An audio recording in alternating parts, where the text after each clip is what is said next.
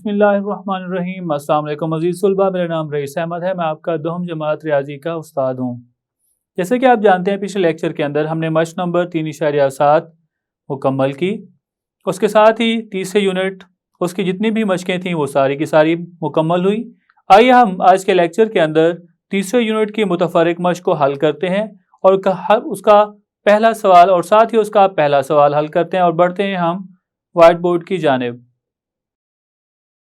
Unit number 3। आज हम मुतफर्रिक मश्क तीसरे यूनिट की कर रहे हैं। इसका पहला सवाल के अंदर कहा गया है, दिए गए सवालात के 4 मुमकिना जवाबात दिए गए हैं। दुरुस्त जवाब के लिए टिक लगाकर निशानदही करें। पहली मारूजी हमें दी गई है जिसके अंदर ये कहा गया है निस्बत ए निस्बत बी में ए कहलाता है। बेटा जी अगर हमें कोई निस्बत दी जाए, मिसाल के तौर पर ए निस्बत बी, इसके अंदर जो पहली मिकदार है उसे हम पहली रकम कहते हैं और दूसरी मिकदार को हम दूसरी रकम कहते हैं। अब हम यहाँ पे देखते हैं कि हमारे पास निस्बत के अंदर पहली मिकदार दी गई है या दूसरी। अगर पहली मिकदार है तो पहली रकम, दूसरी है तो दूसरी रकम होगी। यहाँ पे हमें ए के लिए कहा गया है तो ये पहली रकम होगी। आइए अब हम इसकी दूसरी मारूजी हल करते हैं। दूसरी मारूजी के अंदर कहा गया है निस्बत x निस्बत y में y कहलाता है। अब यहाँ पे वाज़ेह तौर पर देखा जा सकता है निस्बत के अंदर दूसरी मिकदार का पूछा गया है तो यहाँ पे y दूसरी मिकदार होगी या दूसरी रकम होगी। तो हम यहाँ पे देखते हैं 4 मुमकिन जवाबात में से कौन सा जवाब दूसरी रकम है। पहला है ताल्लुक, दूसरा है पहली रकम, तीसरा है दूसरी रकम, तो तीसरा इसका मुमकिन जवाब बन रहा है। आइए अब हम अगली मारूजी हल करते हैं।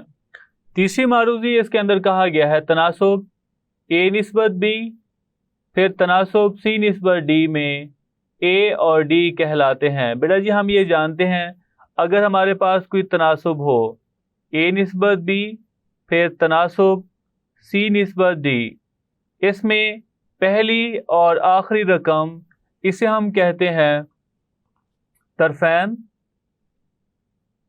क्योंकि ये अतराफ में है, और दूसरी और तीसरी रकम क्योंकि ये वस्त के अंदर है तो इसे हम नाम दे देते हैं वस्तैन का। अब क्योंकि हमें पहली और आखिरी रकम का पूछा गया है तो हम यहाँ पे देखते हैं पहला जुज़ इसके अंदर ये कहा गया है वस्तैन, दूसरे में तरफैन। जी बिल्कुल, पहली और आखिरी रकम ए और डी पहली और आखिरी रकम जो कि तरफैन बन रही है तो यहाँ पे जवाब हमारा तरफैन बनेगा। आइए अब हम चौथी मारूजी हल करते हैं। चौथी मारूजी तनासुब ए निस्बत बी तनासुब सी निस्बत डी में बी और सी कहलाते हैं। हमने अभी पढ़ा है बी और सी क्योंकि वस्त में दी गई रकमें हैं तो 4 मुमकिन जवाबात में हम देखते हैं बी और सी क्योंकि वस्त में है तो ये वस्तैन होंगी। 4 मुमकिन जवाबात में पहला है वस्तैन क्योंकि हमारा जवाब पहली मिकदार बन रही है जो कि ए जुज़ है तो हम ए पे ही टिक कर लेते हैं। आइए अब हम अगली मारूजी की तरफ बढ़ते हैं। मेरे जी 5वीं मारूजी हमें ये कहा गया है मुसलसल तनासुब। एक मुसलसल तनासुब है ए निस्बत बी फिर तनासुब बी निस्बत सी। इस मुसलसल तनासुब में ए को अगर हम सी से ज़रब करें, मतलब ए को सी से ज़रब करें तो ये तरफैन है। हम जानते हैं तरफैन का हासिल ज़रब वस्तैन के हासिल ज़रब के बराबर होता है। दरमियान वाली वस्तैन बाहर वाली तरफैन। और ये भी हम जानते हैं ए को हम कहते हैं पहली रकम और सी को हम कहते हैं तीसरी रकम और दरमियान वाली को हम वस्त कहते हैं। और अगर हम यहाँ पे मुतनासिब की बात करें तो सी यहाँ पे तीसरा मुतनासिब होगा और बी यहाँ पे क्योंकि वस्त में है तो ये वस्त तनासुब या वस्त फिल तनासुब होगा। आइए अब हम देखते हैं सवाल के अंदर क्या कहा गया है। ए निस्बत बी बराबर है सी निस्बत डी। क्या अगर ए निस्बत बी बराबर हो सी निस्बत डी के, या फिर ए को सी से तरफैन को ज़रब करें और वस्तैन को ज़रब करें, ए सी बराबर आ रहा हो बी की 2 के। तो आप ये बताएं ए और सी के दरमियान, ए और सी के दरमियान ये जो रकम बी आ रही है ये क्या होगी? जी बिल्कुल हमने पढ़ा है, क्योंकि ये वस्त में है तो इसे हम वस्त कहेंगे या वस्त फिल तनासुब कहेंगे। अब यहाँ पे हमें ये कहा गया है कि बी कौन सा तनासुब कहलाता है। क्या बी तीसरा तनासुब कहलाता है? क्या बी चौथा तनासुब कहलाता है? क्या बी वस्त तनासुब? जी बिल्कुल बी वस्त तनासुब कहलाता है, तो इसका जवाब सी जुज़ होगा। आइए अब हम छठी मारूजी को हल करते हैं। छठी मारूजी इसके अंदर कहा गया है मुसलसल तनासुब ए निस्बत बी। एक तनासुब दिया गया है ए निस्बत बी बराबर है बी निस्बत सी के, और ये हमें कहा गया है इस मुसलसल तनासुब में ए और बी से सी कहलाता है। ब्रज अगर हम यहाँ पे देखते हैं, अभी हमने पढ़ा है अगर कोई तनासुब हो उसमें पहली मिकदार को हम पहली रकम या पहला तनासुब भी हम कह सकते हैं, दरमियान वाली रकम को वस्त तनासुब या वस्त फिल तनासुब या वस्तैन भी कहेंगे हम, और आखिरी रकम जो सी है उसे हम तीसरी रकम या हम तीसरा मुतनासुब, क्योंकि यहाँ पे तीसरा तनासुब की बात की गई है तो इस सी को हम तीसरा तनासुब कहेंगे। ये दोनों होंगी वस्त तनासुब, और ये पहली रकम है या पहला तनासुब भी हम कह सकते हैं।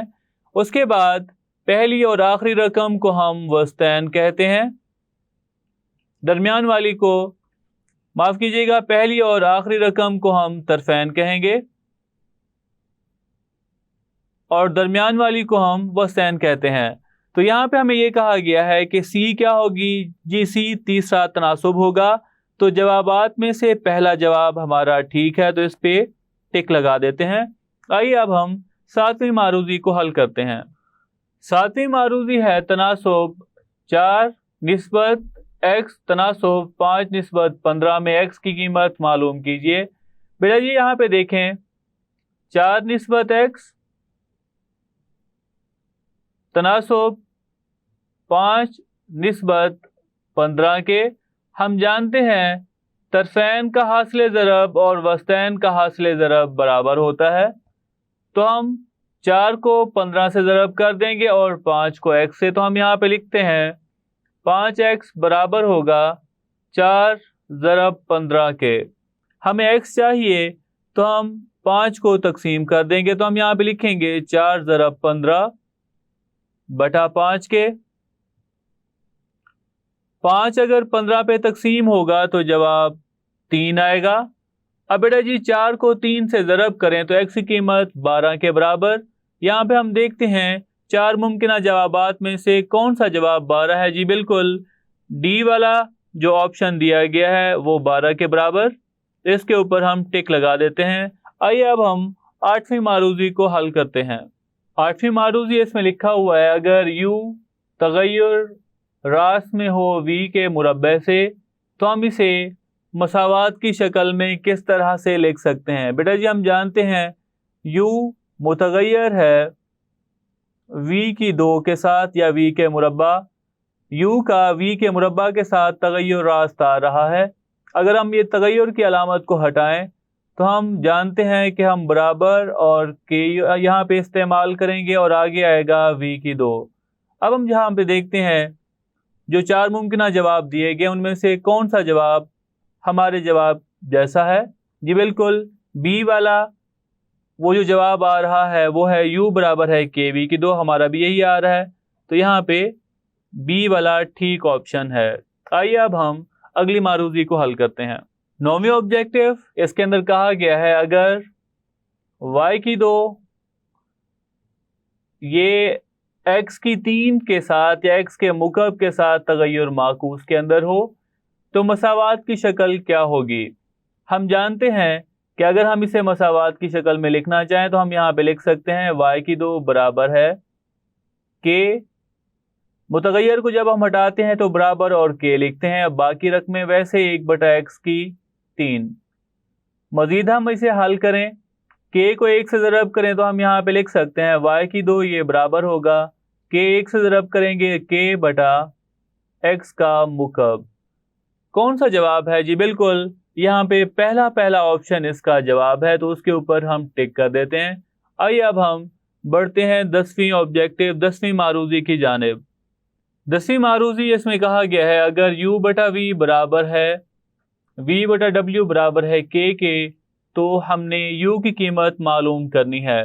बेटा जी यहाँ पे देखें वाज़े तौर पर सवाल के अंदर लिखा हुआ है u बटा v बराबर है v बटा w, और ये किसके बराबर आ रहा है? जी बिल्कुल ये k के बराबर। तो हम यहाँ पे लिख सकते हैं u बटा v ये भी k के बराबर होगा और v बटा w ये भी k के बराबर होगा। तो हम यहाँ पे लिख सकते हैं u बराबर आएगा v के और v बराबर आएगा w के। अब हम क्या करते हैं, यही v की कीमत इस मसावात में दर्ज कर देते हैं। तो हम यहाँ पे वाज़े तौर पर देख सकते हैं वाज़े तौर पर u बराबर होगा v की जगह पे अगर हम कीमत दर्ज करें, वो क्या है कीमत? w के, तो ये बन जाएगा w के ज़रब k के।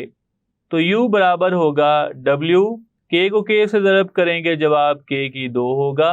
अब हम देखते हैं कौन सा मुमकिन जवाब है। जी बिल्कुल ये पहला मुमकिन जवाब है, तो हम क्या कर देते हैं, इसके ऊपर टिक लगा देते हैं, ये हमारा जवाब। आइए अब हम 11वीं मारूजी की तरफ बढ़ते हैं। 11वीं मारूजी में ये कहा गया है x की 2 और y की 2 का तीसरा तनासब है। क्योंकि यहाँ पे 2 रकमें हैं, तीसरे तनासब के लिए 3 रकमें होनी चाहिए, तो हम तीसरी फर्ज कर लेते हैं कि वो c है। देखिए बेटा जी हम यहाँ पे लिख सकते हैं c, उसके बाद हम यहाँ पे लिख सकते हैं तीसरी रकम।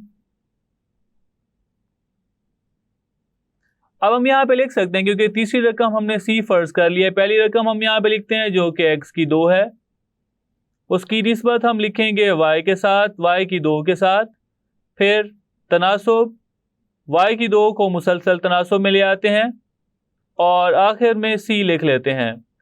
तरफैन का हासिल ज़रब बराबर है वस्तैन का हासिल ज़रब, तो हम यहाँ पे c को ज़रब कर देंगे x की 2 के साथ और ये बराबर होगा y की 2 को y की 2 के साथ ज़रब करें, जवाब होगा y की 4। c मालूम करना है तो ये बराबर होगा y की 4 बटा x की 2। अब हम देखते हैं 4 मुमकिन जवाबात में से कौन सा जवाब ये आ रहा है। जी बिल्कुल ये जुज़ नंबर सी है, तो हम इसके ऊपर टिक कर देते हैं। आइए अब हम 12वीं मारूजी को हल करते हैं। 12वीं मारूजी इसमें कहा गया है x निस्बत y तनासब v निस्बत w में चौथा तनासब w है। अब यहाँ पे देखें बेटा जी वाज़े तौर पर लिखा हुआ है x निस्बत y, फिर तनासब v निस्बत w के।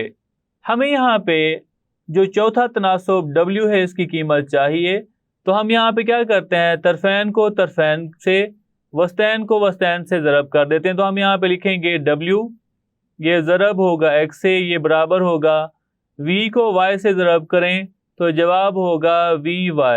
हमें क्योंकि w की कीमत चाहिए तो हम यहाँ पे लिखेंगे w बराबर है vy और इसके नीचे x को तकसीम कर देंगे। तो यहाँ पे देखें तो चार जुज़ या 4 मुमकिन जवाबात दिए गए हैं। दूसरा जो जवाब है वो हमें दुरुस्त लग रहा है, तो हम इसके ऊपर टिक कर देते हैं। आइए अब हम 13वीं मारूजी हल करते हैं। अब हम हल करते हैं 13वीं मारूजी। 13वीं मारूजी में लिखा हुआ है अगर a निस्बत b बराबर है x निस्बत y के, तो अब्दाल निस्बत है। बेटा जी देखें हमें ये दिया गया है a निस्बत b बराबर है x निस्बत y। कसरी हालत में लिखें तो हम इसे लिख सकते हैं a बटा b बराबर है x बटा y के।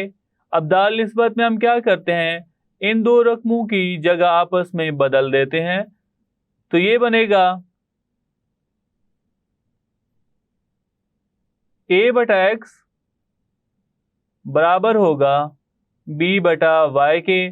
तो 4 मुमकिन जवाब दिए गए हैं। कौन सा जवाब दुरुस्त है? जी बिल्कुल, इसका जवाब ए है। आइए अब हम 14वीं मारूजी हल करते हैं।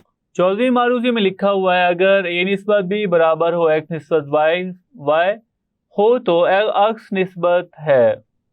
14वीं मारूजी है अगर a निस्बत b बराबर है x निस्बत y हो तो x निस्बत है। बेटा हम ये जानते हैं अगर कोई भी निस्बत दी जाए, मिसाल के तौर पर हमें ये दी गई थी a निस्बत b बराबर थी c निस्बत d के। हमने x निस्बत मालूम करने के लिए इसे एक कसरी हालत में लिखा था a बटा b बराबर है c बटा d। x निस्बत में हम क्या करते हैं, जो भी रकम दी गई हो उसे उल्टा देते हैं, तो ये बन जाएगी b बटा a बराबर है d बटा c। ये हमने इसे लिखा था। अब जो सवाल दिया गया उसमें ये क्या बनेगा, सवाल के अंदर ये दिया गया है a निस्बत b बराबर है x निस्बत y। कसरी हालत में लिखें तो हम यहाँ पे लिख सकते हैं a बटा b बराबर है x बटा y के, या फिर हम इसे अगर इसे x निस्बत से हल करना चाहें तो हम इसे उल्टा देंगे दोनों अतराफ को। तो हम यहाँ पे लिख सकते हैं b बटा a बराबर है y बटा x। 4 मुमकिन जवाबात में से आखिरी जवाब हमें दुरुस्त लग रहा है तो हम इसके ऊपर टिक कर देते हैं। आइए अब हम आखिरी जो कि 15वीं मारूजी है वो हल करते हैं। 15वीं मारूजी में लिखा हुआ है अगर a बटा b बराबर हो c बटा d हो तो तरकीब निस्बत में हम जमा करते हैं। तो अगर हमारे पास कोई भी कसर दी गई है, मिसाल बतौर पर a बटा b बराबर है c बटा d, तो हमने ये पढ़ा था या तो हम शुमार कुनिंदा में मखरज को जमा कर देंगे, तो ये बनेगा a जमा b बटा b बराबर है c जमा d बटा d। मतलब अगर हम इसे लिखना चाहें तो हम कुछ इस तरह से लिख सकते हैं a जमा b निस्बत b और ये बराबर है c जमा d निस्बत d के।